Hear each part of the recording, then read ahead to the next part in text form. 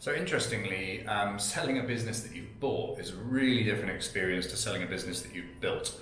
So obviously I've done it both ways, and the business that you've built, you always have some kind of emotional connection to. Yes, you want the deal done, but it's kind of like selling a child. It's not a very comfortable experience always. And also you'll really see this when you go out into the big wide world and you look at businesses that are actually for sale.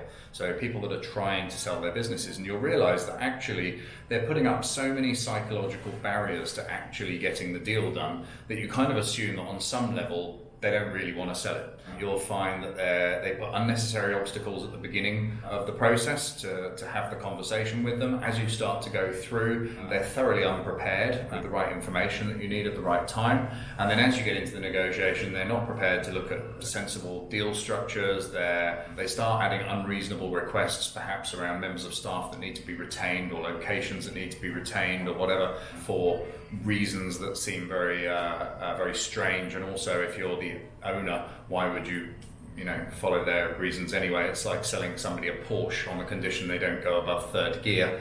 So people put these unreasonable expectations around the sale of the business. The good thing is, it means when you're selling a business, so when you've bought a business and you're selling it, obviously you don't have all those emotional ties, you don't have those hang-ups associated with it being your baby and it being a startup. You're going to be a lot more pragmatic because you just want to get a deal done, and it has, as long as it's a good deal, then you are motivated to actually get to completion without any silly rules around what gears they can drive in. And this really puts you in the top 1% of vendors, because you'll be a seller that actually, on every level psychologically wants to sell that business, and that gives you a hugely powerful advantage when you're going into a transaction, that you're motivated to get the transaction done.